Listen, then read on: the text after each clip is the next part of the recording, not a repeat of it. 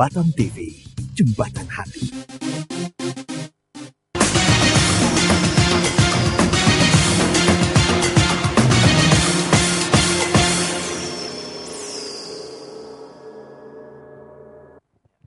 Sesuatu yang besar sudah terjadi, sedang terjadi, terus terjadi. Selamat malam pemirsa, kita berjumpa lagi di acara yang pastinya New Life.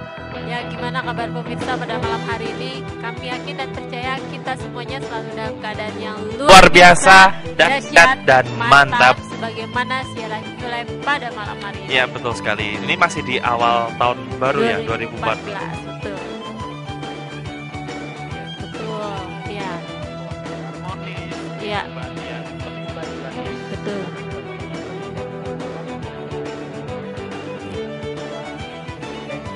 Betul.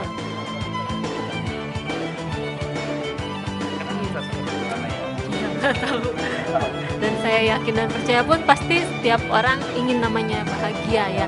Setiap orang dalam setiap aspek kehidupannya, dalam setiap waktu yang dia lakukan, dalam setiap kesempatan pasti ingin selalu yang terbaik dan ingin mendapatkan kebahagiaan.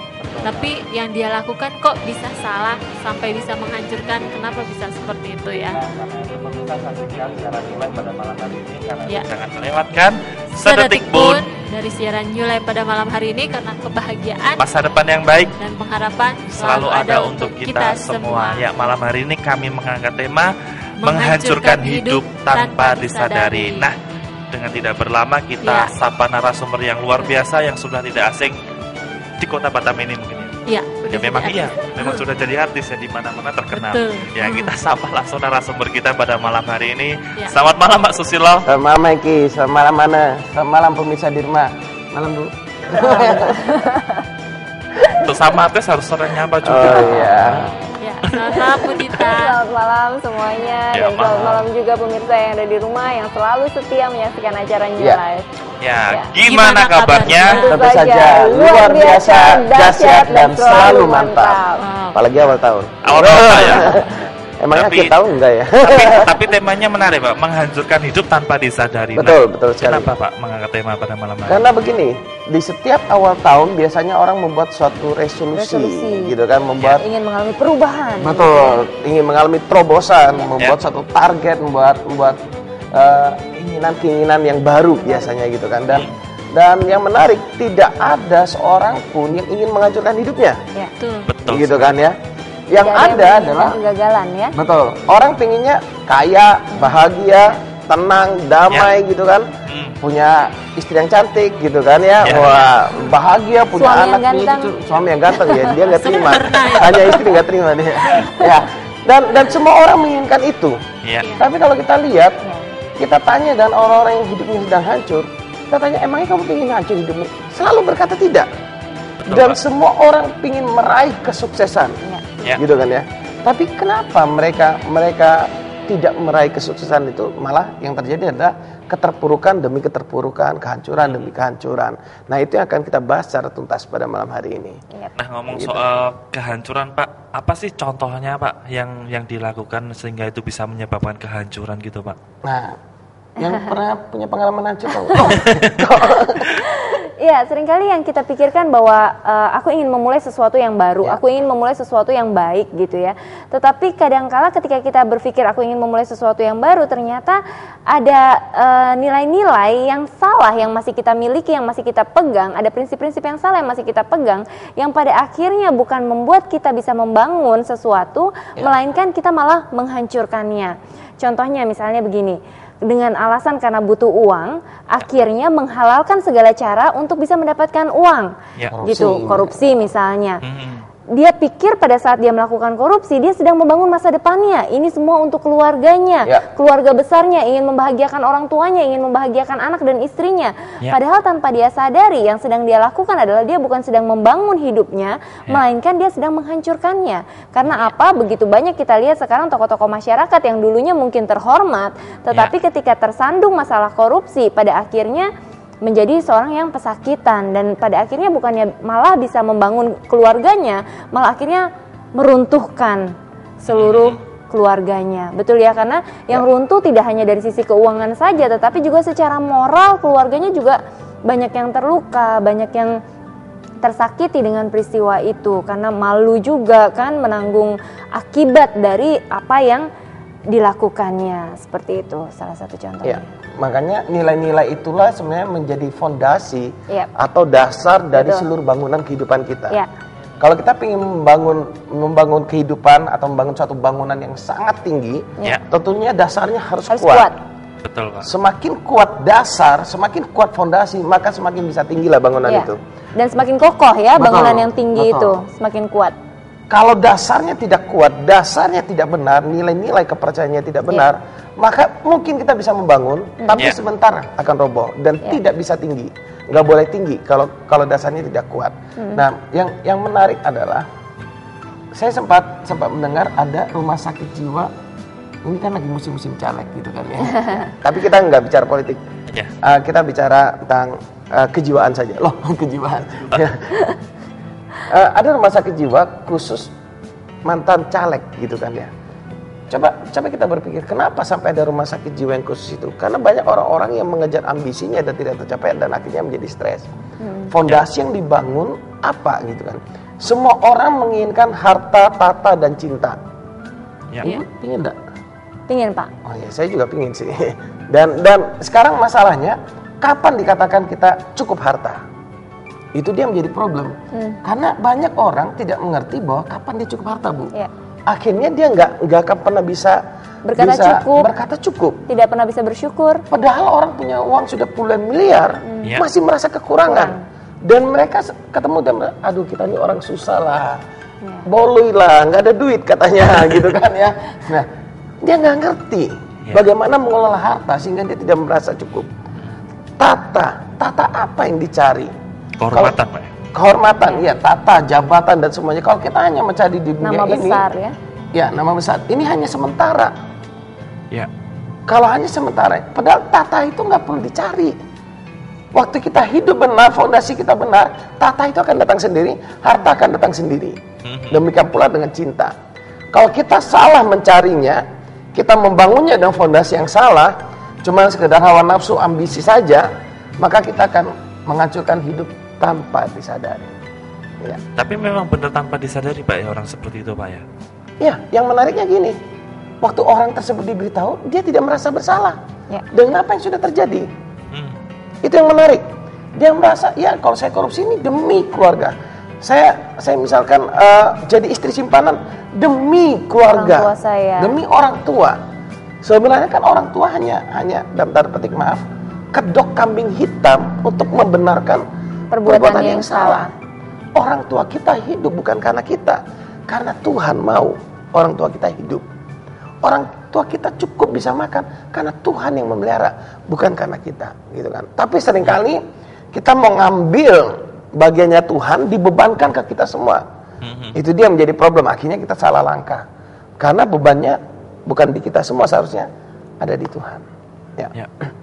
Kami mau ingatkan kembali buat pemirsa yang pada malam hari ini mungkin sedang merasa hancur hati atau merasa hancur di dalam kehidupannya atau memiliki permasalahan apapun di dalam kehidupan Anda. Jangan ragu lagi, Anda bisa curhat kepada kami dengan meng-SMS di 0819 08174 kali 1. Saya ulangi lagi, pemirsa yang mau curhat, yang mau cerita, mau bertanya apapun, bisa bertanya ke narasumber kami pada malam hari ini dengan mengirimkan SMS di 0819 081 77771. Dan selama siaran ini berlangsung kami hanya menerima line SMS. Kalau mau telepon Anda bisa menelepon narasumber setelah acara ini berlangsung. Nah, kalau misalnya kita mau membangun cinta, harus dibangun di dasar apa sih? Ingin mempunyai cinta gitu yang harmonis, kan orang pasti ingin yang cintanya pun yang bahagia, yang harmonis gitu. Harus dibangun di atas dasar apa itu? Dokter cinta. Dokter cinta. Iya, banyak sekali orang yang berpikiran bahwa saya ingin memiliki pasangan hidup karena saya dengan kriteria-kriteria tertentu, betul ya? Dengan kriteria segala sesuatunya fokusnya kepada saya, gitu. Karena saya ingin bahagia, maka saya ingin memiliki pasangan hidup. Saya ingin memiliki pasangan hidup yang memperhatikan saya, yang mengasihi saya, yang mencintai saya, yang mempedulikan saya. Yang kasih duit ke saya. Betul, yang kasih segala sesuatunya ke saya, gitu. Tanpa kita sadari, apabila fokusnya itu ke saya dan saya, akhirnya kita memiliki dasar yang salah, gitu. Padahal kata kunci dari cinta itu sebenarnya adalah saling. Cinta itu sebenarnya adalah memberi, bukan menuntut. Nah, di situ kan jadi sudah salah dasar ya. Ketika seseorang salah dasar, akhirnya pada saat dia mencari cinta dan cintanya itu tidak bisa memenuhi apa yang dia anggap sebagai itu yang dia butuhkan, pada akhirnya dia akan merasa kecewa, putus asa, dan akhirnya banyak orang juga yang memilih jalan yang gak semestinya dia ambil gitu. Dan hanya orang yang memiliki cinta dari Tuhan yang bisa menikmati cinta. Banyak orang berpikir, makanya ada istilah cinta satu malam. Itu bukan cinta. Itu bukan nafsu. Cinta, itu nafsu saja, cuma satu malam kan. Kalau cinta itu sifatnya terus menerus. Jadi kalau saya mau membangun cinta, saya harus memiliki cinta dari Tuhan. Nah, cinta dari Tuhan ini memiliki sifat seperti yang Bu Tita tadi katakan, memberi, bukan menuntut.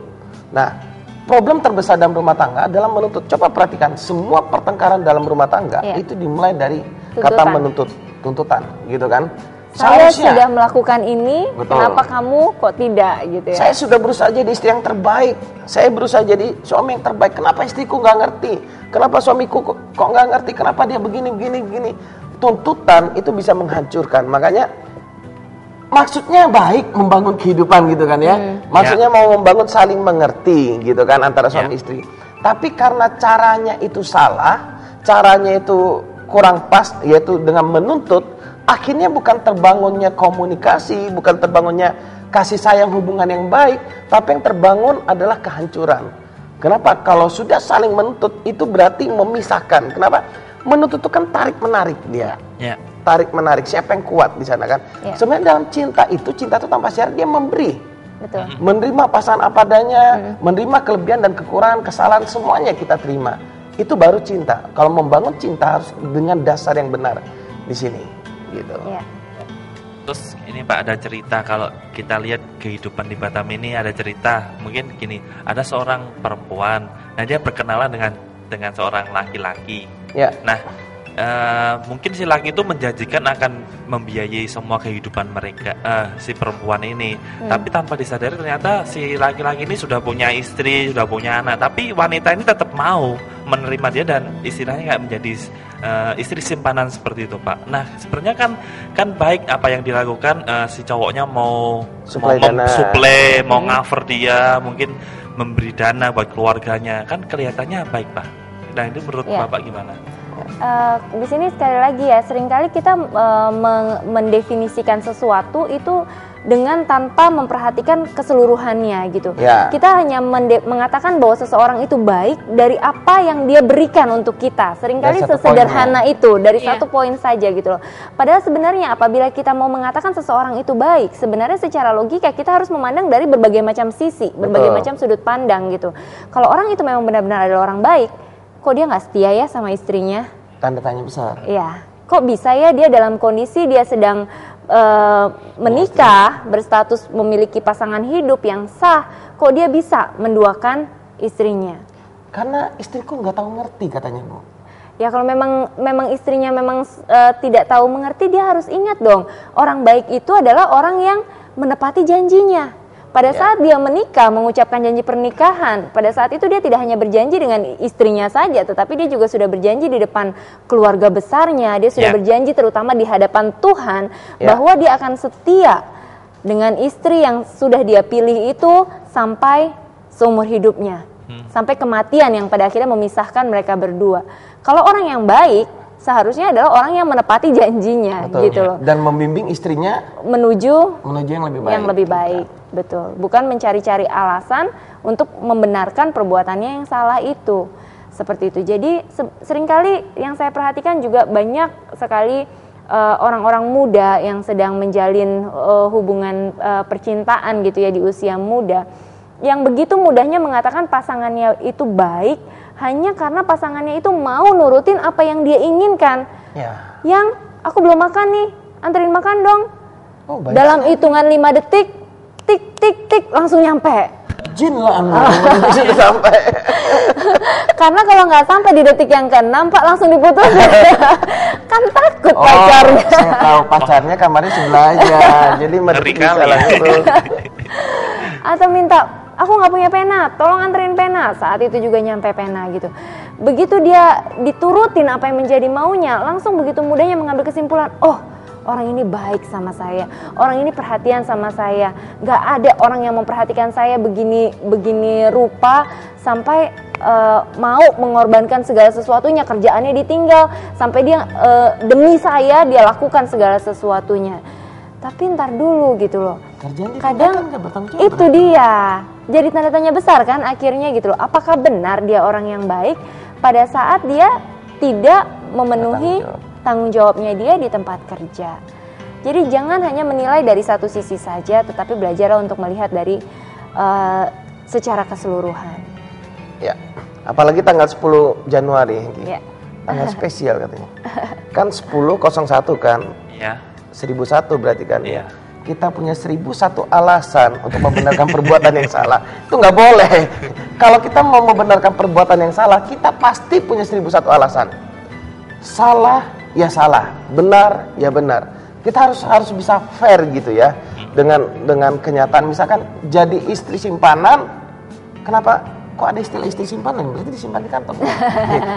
Disembunyikan. Jadi istri simpanan nggak benar. Ya sudah, kita pelajarin tuh nggak benar, ya udah hidup dalam nilai yang benar. Saya mengerti, mungkin sebagai orang berkata, ya Bapak nggak ngerti sih kondisi ekonomi kami, dan kami harus terjerumus dunia malam gini, ya, apalagi karena kami terpaksa dan berbagai macam. Saya sangat mengerti bahwa setiap orang punya pergumulan dalam hidupnya, punya permasalahan dalam hidupnya, dan tahukah pemirsa bahwa kami juga memiliki banyak masalah gitu dalam hidup kan? Kami juga melaluinya bersama.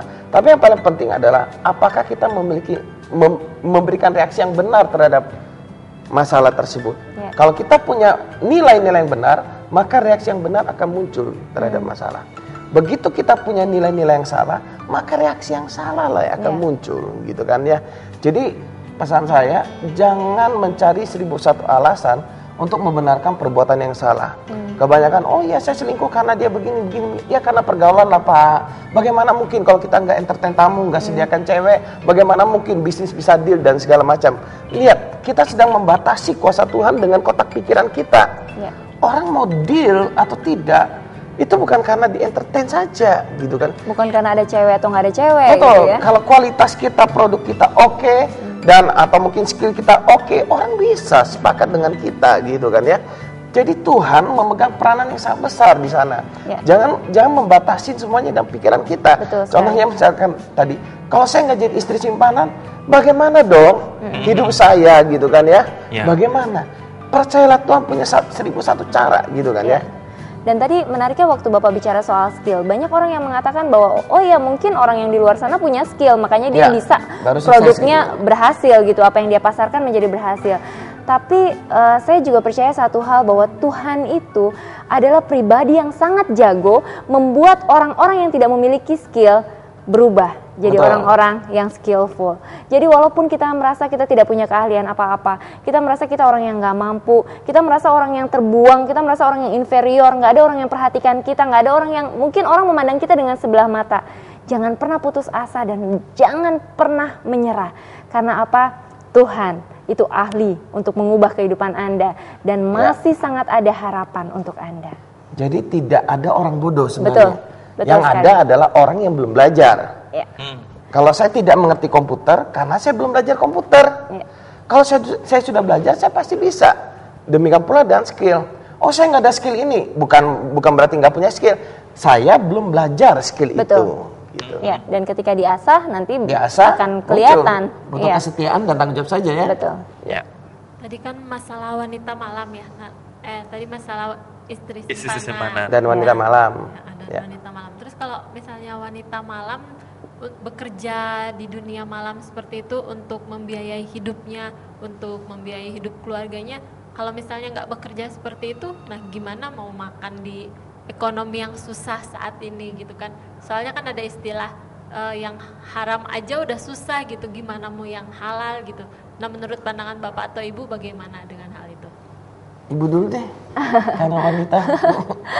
Yang ditanyakan wanita. Terus terang pada malam hari ini juga saya sedang menjadi wanita malam. Wanita yang keluar di malam hari. Iya. Betul ya Pak ya kan? Apa saya langsung gini, astaga. Iya, wanita yang keluar di malam hari itu kan wanita malam jadinya. Iya, sebenarnya itu tergantung balik lagi ke pola pikir kita ya. Kalau kita mulai berpikiran bahwa aduh cari yang haram aja udah susah nih, gimana mau cari yang halal? Maka itulah yang terjadi gitu. Kita akan merasakan bahwa mau cari yang haram aja susahnya setengah mati gitu. Gimana mau yang halal gitu. Tetapi dimulai dari segala sesuatu, dimulai dari pola pikir seperti yang tadi Pak Susilo juga sudah jelaskan ya. Ketika kita menyadari bahwa kita adalah ciptaan Tuhan, yang walaupun mungkin kelihatannya kita saat ini tidak memiliki potensi apapun yang bisa kita banggakan, tetapi sebenarnya itu bukan kondisi kita yang sebenarnya. Karena apa? Kita yang sebenarnya adalah orang-orang yang skillful, yang punya kemampuan, yang punya keahlian, tetapi mungkin kita belum belajar gitu loh. Jadi sebenarnya mungkin yang balik lagi ya, ada 1001 alasan untuk membenarkan perbuatannya yang salah, bahwa kalau saya tidak melakukan ini, bagaimana dengan nasib keluarga saya, bagaimana dengan kehidupan saya, bagaimana dengan anak saya mungkin. Akan tetapi sebenarnya dia juga punya kok 1001 alasan untuk dia berada di dalam kehidupan yang benar. Dan jika dia ingin mengalami kedamaian yang sejati, kedamaian yang sesungguhnya, dan dia ingin membangun bangunan yang besar, yang megah, yang indah atas hidupnya, dia harus membangunnya di atas dasar yang benar. Karena apa? Kalaupun dia mau membangun terus-menerus di atas dasar yang salah itu mau bertahan sampai berapa lama? Dia mau bertahan menjadi wanita malam, ada waktunya, ada expirednya kalau kata orang. Nanti ada saatnya mungkin usia sampai 35 tahun ke atas mungkin sudah tidak terlalu menarik lagi. Terus kemudian dia mau jadi apa?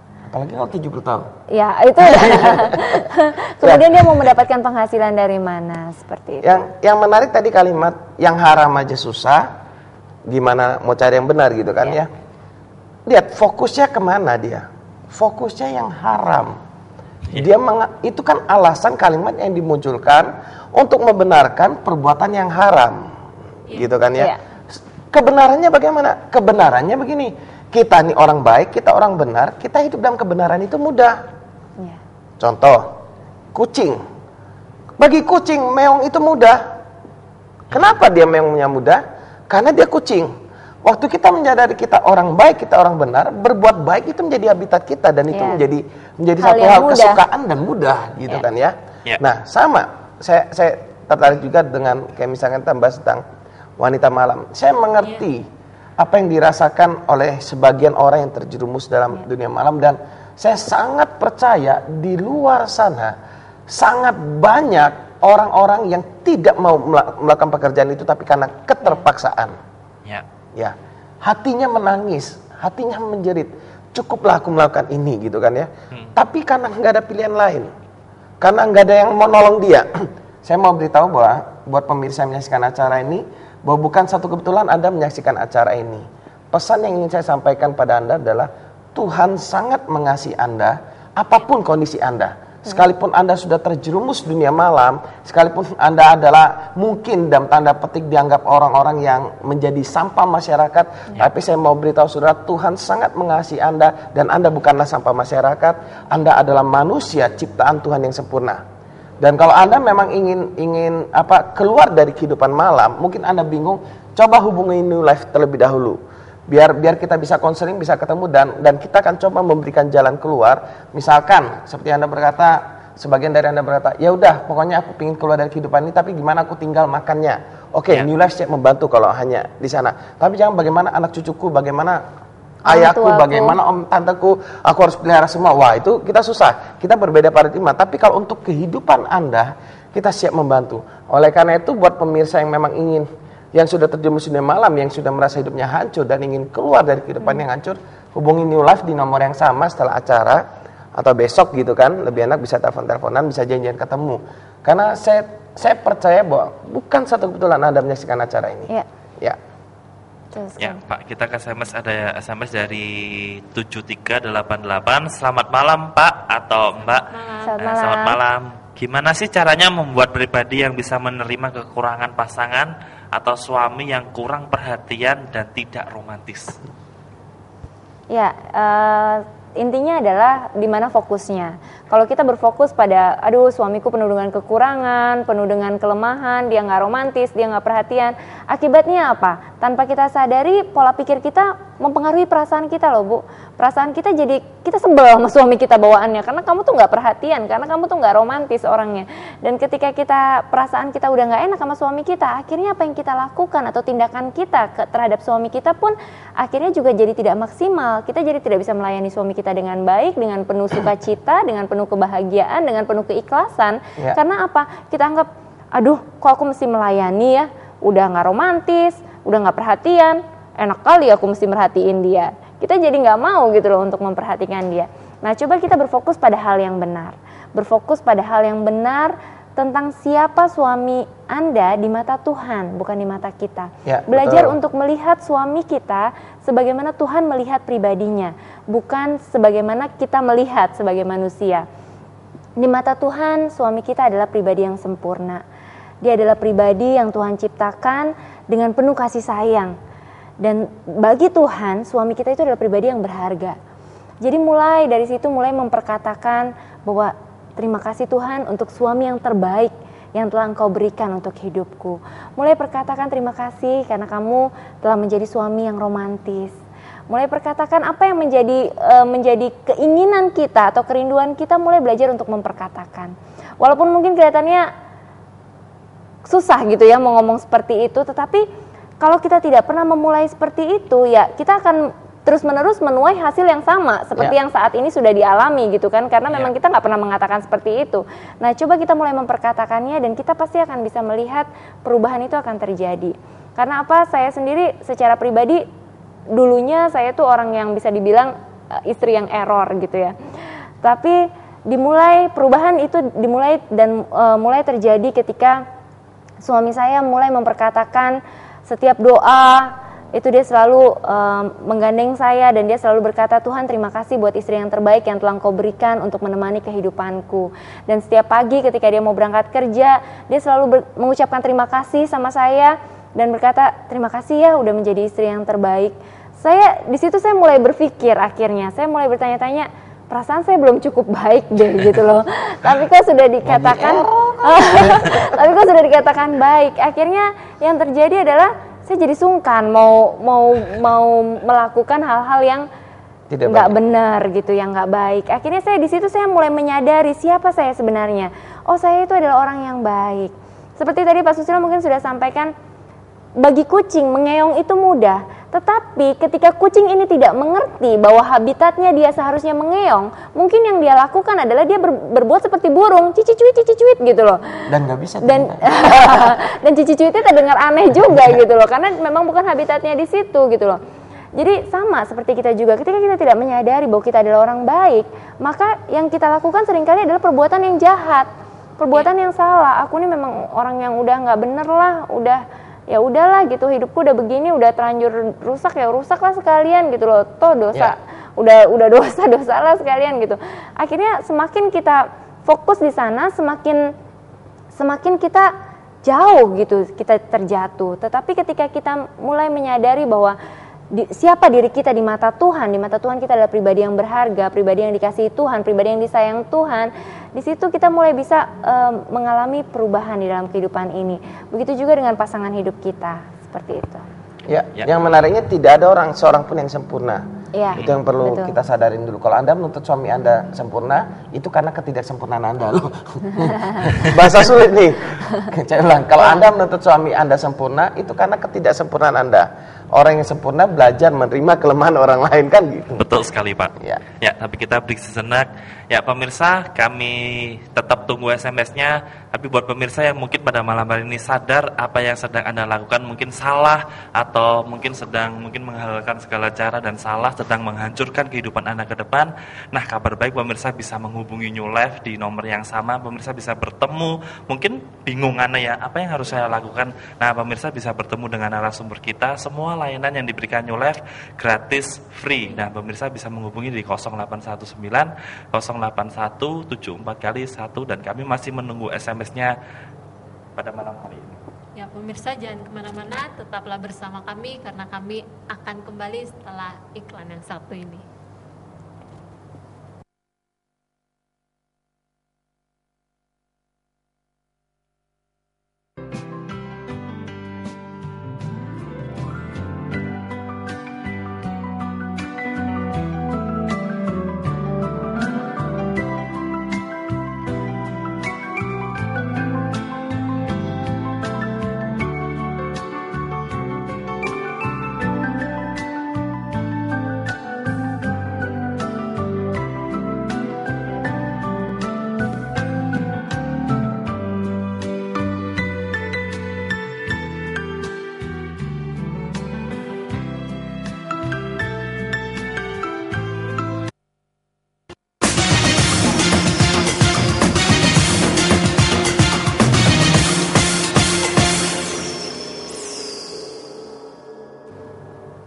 Ya, terima kasih pemirsa karena Anda masih tetap setia bersama kami. Kami masih menunggu SMS-nya di 0819 081 74 kali 1. Ya, dari iklan Truth of Grace tersebut mungkin Bapak ada atau Ibu ada penjelasan mengenai iklan tersebut? Ya, begini, ini acara yang dibuat oleh New Life. Jadi kenapa kita buat ini? Karena begini, hidup saya berubah karena kebenaran tentang kasih karunia Tuhan. Melihat Tuhan dengan benar, apakah Tuhan membenci kita, apakah Tuhan menghukum kita, apakah Tuhan itu sukanya ngerjain kita, atau apakah Tuhan itu memang sengaja nahan berkatnya, apakah Tuhan itu memang mau kita menderita atau bagaimana. Nah, ini akan kita bahas dalam pertemuan itu. Ya. Jadi kebenaran, waktu kita melihat Tuhan dengan benar, hidup kita akan mengalami kemerdekaan. Hidup kita akan mengalami terobosan. Kenapa itu bisa terjadi? Karena kita melihat Tuhan dengan benar. Kepercayaan yang benar menghasilkan perasaan yang benar, menghasilkan tindakan yang benar. Kalau kepercayaan kita salah, kita akan muncul problem emosional dan tindakan kita pun salah. Nah, acara ini juga untuk mereka yang terluka hati sangat perlu dan sangat baik gitu ya. Mungkin Anda bertanya-tanya dalam hidup ini, kenapa hidupku hancur, dan Anda mencari jawabannya. Kita bisa diskusi di pertemuan ini. Makanya kita buat Truth of Grace Encounter, itu maksudnya apa? Perjumpaan dengan kebenaran tentang kasih karunia Tuhan, tentang Tuhan itu bagaimana dulu, baru kita bisa bereaksi benar. Ya. Kalau kita nggak mengerti kebenaran, ya kita akan hidup dalam kesalahan terus menerus. Ada ya. Biaya nggak tuh Pak untuk kok jadi Sudah saya dibayar. yang menggantikan posisinya? Ya. Tadi di bawah ditulis all is free gitu kan ya, semuanya gratis, dan New Life buat sesuatu tidak ada biaya sama sekali. Konseling, ketemu, bahkan kita memberikan tempat tinggal atau membina mereka, itu semua gratis. Kenapa itu bisa gratis? Karena kami juga dulu mengalami kehancuran hidup dan diubahkan dengan gratis oleh Tuhan, dan ada orang-orang yang menolong kami juga secara gratis. Dan ada tuh dulu waktu saya dibimbing oleh pembina saya, dibimbing setiap pertemuan bayar ya 100.000 atau 10.000 atau 5.000 pun nggak pernah. Karena saya dibimbing secara gratis, kami semua dibimbing secara gratis, kami memberikan secara gratis. Ya. Nah, ini ada SMS menarik Pak. Masih berkaitan apa yang barusan disampaikan Bapak dari 7708. Nah, apa hubungannya dengan karma? Nah, kan seolah-olah kayaknya Tuhan masih menghukum gitu Pak. Ya. Gimana Pak? Bagi sebagian orang dia mengalami masalah karena karma. Kalau bagi saya sudah tidak lagi. Kenapa? Karena saya percaya bahwa Tuhan sudah menanggung semua penghukuman atas dosa saya. Karena saya Nasrani, saya percaya Yesus sudah menanggung semua penghukuman atas dosa saya di atas kayu salib. Jadi nanti saya akan jelaskan dalam pertemuan itu. Jadi dalam hidup saya tidak percaya karma lagi. Kenapa? Kadang saya berbuat salah. Iya. Saya terima konsekuensi kesalahan. Misalkan contoh, saya bolos masuk kerja gitu kan ya. Lalu saya kena SP kena peringatan. Ya. Itu bukan karena saya kena karma, karena kesalahan saya, gitu kan ya. Ada Konsekuensi dari konsekuensi kesalahan. dari kesalahan. Ada orang merasa hidupku kok seperti kena kutuk, dan dia benar-benar seperti hidup di dalam sebuah bawah kutuk, gitu kan. Kenapa hal itu bisa terjadi? Karena kepercayaan yang salah yang dia percaya. Sehingga apa? Ya udah, memang aku kena kutuk, sehingga dia tidak pernah keluar dari kehidupan yang bebas dari kutuk. Pasrah. Padahal kita sudah dibebaskan dari semua kutuk, gitu kan. Dan anehnya, di mana orang mempercayai, disitulah yang terjadi. Ya. Saya melihat beberapa orang yang mengalami kehidupannya itu kayaknya sial mulu. Atau bahkan ada juga orang-orang yang setiap hari-hari tertentu itu dia sial gitu loh. Karena tanpa dia sadari kepercayaan, apa yang dia percayai selama ini, itulah yang membuat hal itu bisa terjadi gitu. Sampai Jadi ada I hate Monday ya. ya, I don't like Monday gitu ya. Jadi apa yang dia percayai, apa yang kita percayai sebenarnya di dalam hidup ini, itu memberikan kontribusi sangat besar terhadap kehidupan kita. Kalau kita ingin tahu seperti apa kita 10 tahun yang akan datang, coba dengarkan apa yang hari-hari ini kita pikirkan. Ya. Kalau kita ingin mengalami kesuksesan, kita ingin mengalami terobosan, tapi hari-hari, setiap hari yang kita dengarkan adalah, kenapa ya hidupku gini, kok malang sekali ya nasibku, kenapa ya aku tidak seberuntung orang lain. Maka 10 tahun ke depan yang akan terjadi ya seperti itu gitu. Ya, Karena apa yang kita percayai itu. Makanya penting sekali untuk kita bisa memiliki pola pikir yang benar, dan makanya penting sekali untuk bisa mengikuti acara yang Pak Susilo sampaikan tadi gitu. Ya. Ketika kita memiliki pola pikir yang benar, kita memandang Tuhan dengan benar, memandang diri kita sendiri dengan benar, maka kita akan mengalami kemerdekaan di dalam kehidupan ini. Ya. Ya. Nanti di pertemuan itu juga kita bisa saling berbagi kisah nyata di sana, bagaimana kehidupan itu diubahkan dimulai dari kepercayaan yang benar melihat Tuhan yang benar. Ya. Ya. Ini pertanyaan masih yang sama dari 7708. Selamat malam Pak, gimana membangun cinta yang harmonis? Nah, ini Jelas tadi fondasinya sudah dijelaskan ya, kalau ikuti dari awal tadi kan ya. Cinta dasarnya adalah menerima cinta dari Tuhan. Cinta itu memberi, tidak menuntut. Nanti memupuk cinta dan lain-lain kita bahas. Sudah episode sebelumnya sudah kita bahas. Dan kita akan bahas nanti berikutnya saja. Ya, dasarnya yang penting cinta dari Tuhan. Cinta itu memberi, bukan menuntut. ya, ini SMS dari 2409. Selamat malam. Saya mau bertanya bagaimana caranya menyelesaikan masalah perekonomian keluarga, karena kadang kami berpikir Tuhan itu tidak adil atas setiap masalah yang tiada henti dalam rumah tangga kami.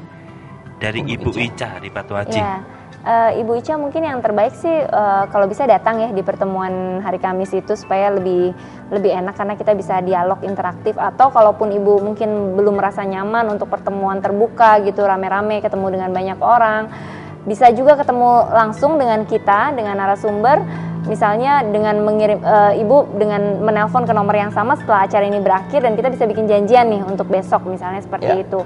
Dan semua layanan yang diberikan oleh New Life semuanya diberikan secara gratis atau secara cuma-cuma. Secara singkat mungkin untuk menjawab SMS-nya Ibu, itu dimulai dari pola pikir Bu, dimulai dari bagaimana cara Ibu memandang Tuhan. Ketika Ibu mulai berpandangan bahwa Tuhan itu tidak adil terhadap saya, maka seringkali itulah yang terjadi. Karena apa yang kita percayai itu memiliki kontribusi yang sangat kuat dengan apa yang kemudian kita hadapi. Tetapi kalau Ibu mulai belajar untuk memandang Tuhan dengan benar, bahwa Tuhan itu adalah pribadi yang baik. Tuhan itu adalah pribadi yang baik, maka dia itu seperti Bapak kita gitu loh Bu. Bapak itu tidak akan mungkin seorang bapak memberikan yang jahat sama anaknya. Bapak yang ada di dunia ini saja yang memiliki kelemahan, tidak pernah mungkin memberikan ular kepada anak yang meminta roti. Apalagi Bapak kita yang menciptakan kita, menciptakan kehidupan kita. Pasti Tuhan itu memberikan yang terbaik dalam kehidupan kita. Nah, ketika kita belajar untuk melihat dari sudut pandang Tuhan, maka kita juga bisa belajar untuk melihat setiap kegagalan atau dalam hal perekonomian mungkin yang kita merasa bahwa kita belum mengalami terobosan di dalam hal perekonomian, dari sudut pandang Tuhan, dari cara Tuhan melihat bahwa segala sesuatunya bekerja bersama untuk mendatangkan kebaikan. Terkadang mungkin kita merasa kita belum mengalami terobosan perekonomian, tetapi ketika kita mungkin melihat flashback 10-15 tahun yang lalu, apakah kondisi kita bukankah saat ini sudah lebih baik gitu loh. Terkadang kita kondisinya saat ini sudah lebih baik, tapi mungkin kita memiliki tolak ukur yang lebih lagi gitu, sehingga membuat kita merasa saat ini belum cukup baik, atau kita masih membandingkan dengan orang lain. Mungkin dari Pak Susilo Ya, tambahan. saya cuma ingin berkata, sekalipun kita berkata atau merasa Tuhan tidak adil, Tuhan tetap adil. Iya. Bu, kita mungkin belum bisa melihat keadilan Tuhan, gitu kan ya. Setelah Tuhan tidak adil, tapi bukan berarti Tuhan itu tidak adil. Dia tetap adil, dan kalau Ibu ingin penjelasan lebih dalam, kita bisa diskusi. Ya. Ya. Kita ke SMS selanjutnya dari 3285. Selamat malam New Life. Selamat malam. Saya Silaban di Bengkong, mau tanya bagaimana cara bersyukur saat kita mengalami tekanan hidup. Ya, buat Pak Silaban, waktu Anda mengalami tekanan, Anda masih bisa hidup, Anda masih menghadapi, itu sudah kekuatan dari Tuhan. Jadi bersyukur, karena kenapa? Di balik tekanan pasti ada sesuatu di sana. Gitu. Contoh, kalau kita mau membuat emas yang murni itu selalu melalui dapur api. Dibakar dengan kelihatannya tidak enak, dia keluar emas. Nah, tinggal masalahnya yang perlu kita cek, kita mengalami tekanan karena dosa atau kesalahan kita, ya, karena kesalahan kita sendiri, atau karena kita sudah benar. Kalau kita sudah benar, lalu kita mengalami tekanan, bersyukurlah kepada Tuhan. Kenapa? Karena Anda tetap berada dalam jalur yang benar, gitu kan ya. Waktu Anda mengalami tekanan karena kesalahan, ya berarti Anda harus memperbaiki dong. Melihat semuanya itu dengan cara yang benar, gitu kan ya. Jangan biarkan, ya udah aku mengalami tekanan karena berbohong, ya udah aku berbohong terus, bukan begitu kan. Berbohongnya yang dirubah. Ya. Ya. Ada tambahan? Iya. Ada SMS selanjutnya dari 5404. Selamat malam Pak. Selamat Bagaimana malam. caranya agar bisnis kita sukses? Karena kalau saya borong bangunan di Batam sering kena tipu sampai hancur ekonomi saya. Dari Udin di Batu Haji. Iya. Yang paling pertama kita harus percaya bahwa kita adalah orang yang sukses. Itu adalah prinsip yang paling sederhana yang seringkali tidak disadari oleh orang gitu loh. Karena apa? Seringkali orang berjuang pada saat dia memulai sebuah bisnis, dia masih gambling. Menurut dia tuh 50-50. Ada kemungkinan dia berhasil, ada kemungkinan juga dia gagal gitu loh.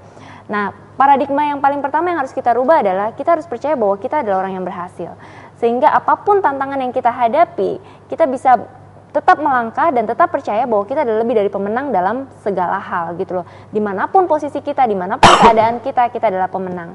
Dan masalah ditipu, kita bisa belajar ya. Sudah berkali-kali ditipu, kita mungkin bisa belajar. Kalau seperti ini, berarti kita pada saat kita mau mulai memilih kerjasama dengan seseorang, kita harus cek dulu track recordnya. Ya. Jangan mudah percaya dengan orang. Kita coba lihat apakah orang itu memang benar-benar domisili di Batam, kenali dulu. Kadang kan kita tanpa kita sadar, kita nih keburu nafsu. Pinginnya cepet deal, pengennya cepet dapat untung, jadi kita tertutup sama semuanya gitu. Kita nggak lihat backgroundnya, kita nggak lihat apakah perusahaan itu sudah berapa lama ada di Batam, sudah apa saja bisnis-bisnis yang sudah dilakukan, dan siapa saja rekan kerjanya selama ini, apakah track recordnya baik atau tidak. Nah, hal-hal seperti itu saya rasa perlu juga untuk dipelajari lebih jauh sebelum kita masuk ke dalam deal atau kesepakatan yang lebih jauh. Ya. Dan kalau mau ngambil proyek, berdoa Pak. Betul. Ikuti tuntunan Tuhan dalam hati Bapak. Karena kadang kelihatannya menggoda, biasa kan kalau kita kena tipu, karena tawarannya begitu menggiurkan. Gitu kan. Keuntungannya besar. Betul. Gitu ya.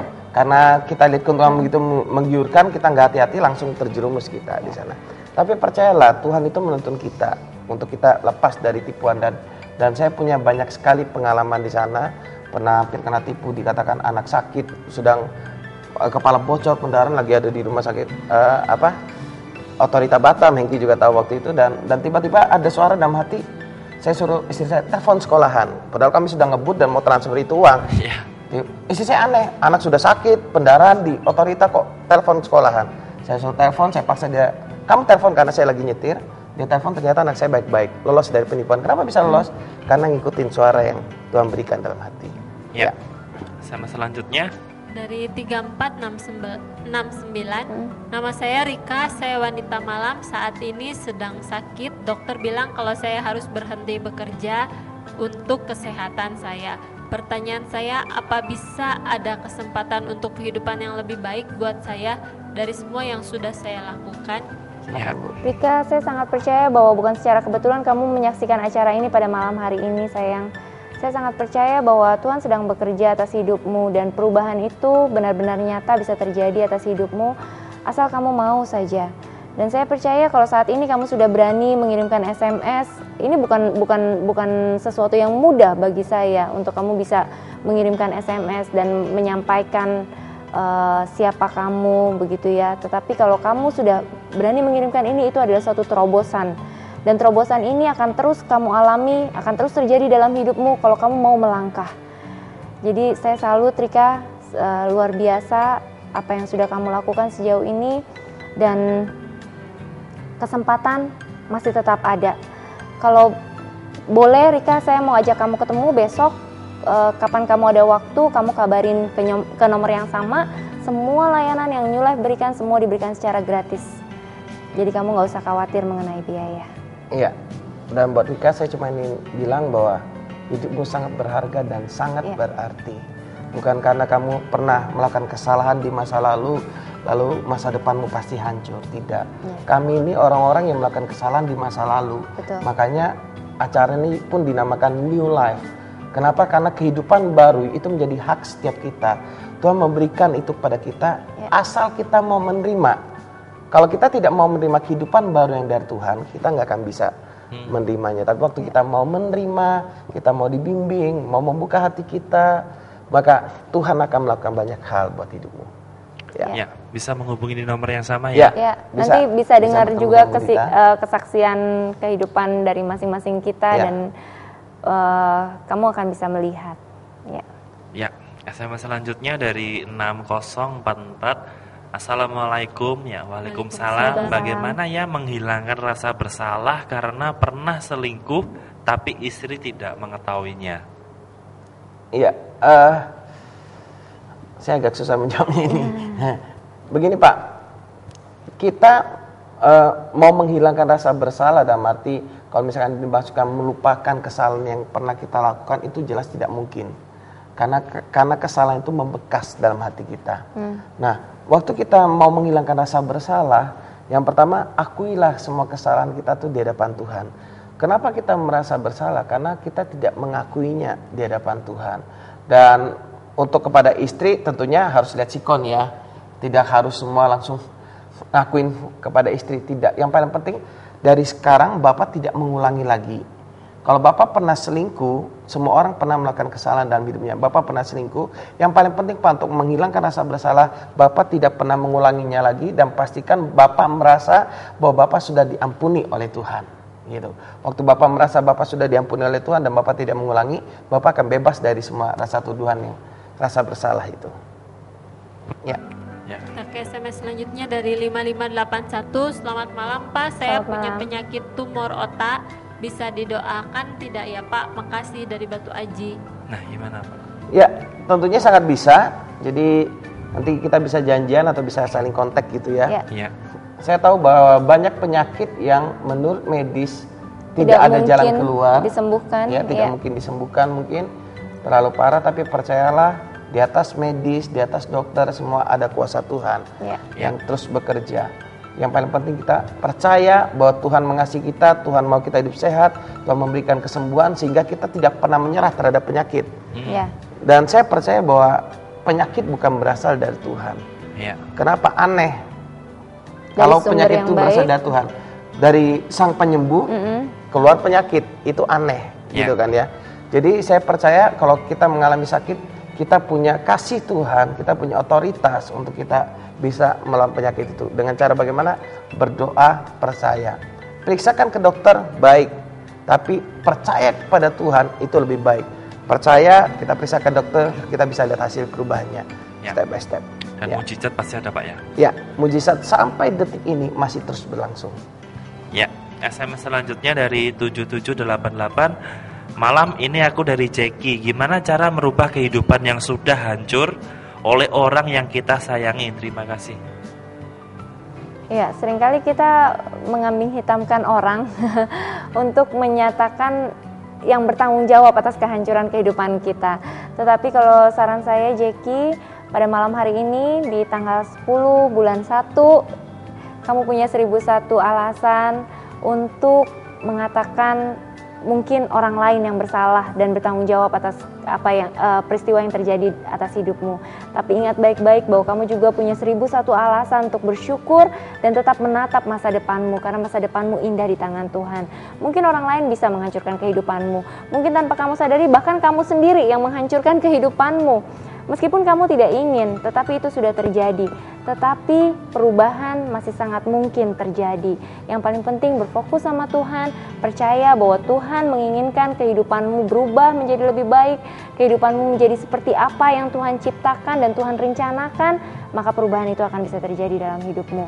Kalau bisa, Jackie, kita juga mau undang untuk bisa ketemu dengan kita besok mungkin, atau kapan Jackie ada waktu, bisa hubungi di nomor yang sama, kita bisa janjian, Jackie. Ya. SMS selanjutnya dari 0108. Selamat malam Pak, gimana Selamat caranya malam. menghadapi perempuan yang terlalu manja sedangkan kemauannya di luar kemampuan kita? Dari Yanto. Masalahnya perempuannya tidak dijelaskan ini istri atau pacar atau gimana. Kalau pacar ya Anda perlu pertimbangkan kemauannya itu apa gitu kan ya. Dan menurut saya kalau memang cinta ya memberikan sesuai dengan apa yang kita bisa berilah. Kita bukan berarti kita harus memberi misalkan ya karena pacar minta sepeda motor, kita pas lagi nggak ada uang kita utang sana sini demi pacar, habis dia minta motor dia minta tab gitu kan, tablet. Kalau obat tablet mungkin masih bisa. Nah ini tablet yang 7 juta misalkan atau handphone baru lagi utang sana sini, itu bukan cara mengungkapkan cinta yang benar. Cara mengungkapkan cinta yang benar, berikan penjelasan, berikan apa yang bisa kita beri, dan penjelasan itu sangat penting gitu kan. Kenapa kita tidak mampu memberikan? Karena gaji saya masih sekian, belum punya penghasilan untuk meraih itu dan seterusnya. Nah, ya saya rasa itu. Ya, SMS selanjutnya dari 9567. Pak atau Bu, gimana dalam keluarga suami selalu dianggap salah di mata keluarga istri, sementara suami menyayangi istri apa adanya dan istri pergi tak tahu kemana? Dari Revianto. Iya, dari Revianto ya. Suami selalu dianggap salah di mata keluarga istri. Kalau menurut saya sih, walaupun kita dianggap salah, prinsip kita yang penting kita tetap berbuat benar dan tetap menunjukkan bahwa kita mengasihi keluarga, itu saja. Masalah anggapan orang, kita seringkali ingin berusaha mengubah paradigma atau pandangan orang. Tetapi kita harus ingat bahwa kita tidak memiliki kuasa untuk mengubah siapapun. Baik istri kita sekalipun, orang yang terdekat dengan kita atau suami kita sekalipun, kita tidak bisa punya kuasa untuk mengubahnya. Hanya Tuhan dan kemauan dari orang yang bersangkutan, itulah yang bisa merubah seseorang. Apalagi ini keluarga kita ya, bicara tentang apalagi ini keluarga istri. Tapi kalau prinsip dari saya bahwa kita tidak bisa merubah orang lain, maka yang bisa kita rubah adalah diri kita sendiri. Dan selama kita tetap berbuat benar, tetap menunjukkan itikat baik, tetap memberikan yang terbaik, tetap menunjukkan perhatian kepada keluarga istri, saya rasa suatu saat keluarga istri juga akan menyadari dan mereka juga tidak akan menemukan alasan lagi kenapa mereka harus berpendapat seperti itu dulunya. Saya sangat percaya di sana. Dan untuk istri yang saat ini sedang pergi entah kemana, mungkin disinilah kesempatan untuk Anda juga bisa mendekati keluarga istri, memulai membangun komunikasi, introspeksi diri.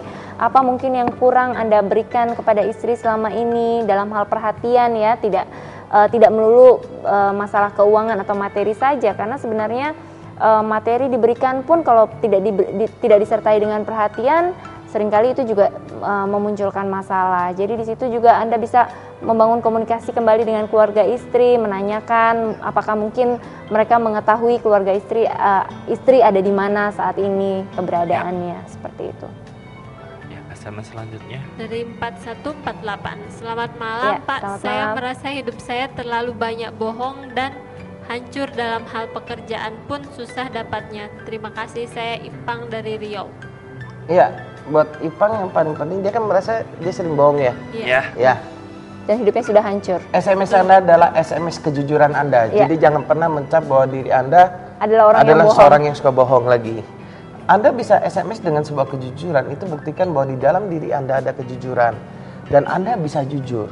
Jadi waktu Anda percaya saya tukang bohong dan akhirnya mengalami kekacauan, itu memang konsekuensi dari kebohongan. Tapi mulai detik ini percayalah, Anda orang jujur dan Anda perkatakan yang jujur, Anda bekerja dengan jujur, maka Anda akan memperoleh kehidupan yang lebih baik.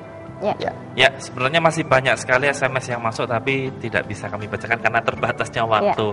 Tapi kami sangat berterima kasih buat narasumber, buat Ibu Rita, Pak Susilo, buat Ya, malam thank hari you. ini. Nilai-nilainya luar biasa. Mungkin ada yang mau disampaikan buat pemirsa yang ada di rumah?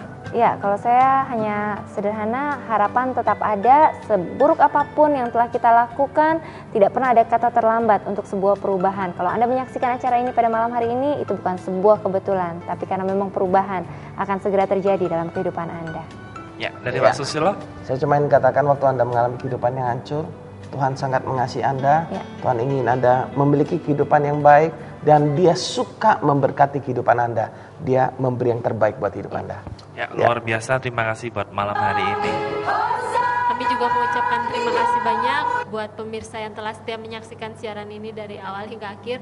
Namun kami mohon maaf karena tidak semua SMS yang masuk pada kami bacakan semua berhubung keterbatasan waktu. Namun bila pemirsa masih tetap ingin mendapat jawaban secara langsung mengenai permasalahan Anda dari narasumber kami, Anda tetap dapat menghubungi di nomor yang sama di 0819 081 74 kali 1. Nah, pemirsa yang mau bertemu dengan narasumber kita bisa menghubungi di nomor yang sama juga dan semua layanan diberikan free, cuma-cuma dan gratis. Jangan ragu-ragu, pemirsa bisa janjian, bisa bertemu dengan narasumber kita di hari besok ya. Bisa bertemu, bisa janjian. Nah, pemirsa kami juga mohon maaf mungkin sama kami siaran ada sikap kami ataupun tutur kata kami yang kurang berkenan. Tujuan dari acara ini supaya kehidupan kita menjadi lebih baik dan lebih bermakna. Kami juga mengucapkan terima kasih banyak kepada kru Batam TV yang bertugas pada malam hari ini karena tanpa bantuan dan kerjasama dari Anda semua, tidak mungkin acara ini dapat berlangsung dengan baik dan lancar. Ya, pemirsa bisa menyaksikan video kami yang Jumat lalu. Pemirsa bisa melihatnya, bergabung dulu melalui Facebook dengan nama New Life spasi Batam TV. Pemirsa bisa menyaksikan video kami dengan tema-tema yang luar biasa juga. Terima kasih banyak pemirsa, saksikan terus siaran New Life setiap hari Jumat pukul 11 malam hanya di stasiun TV kesayangan kita semua di Batam, TV. New Life. Thank you.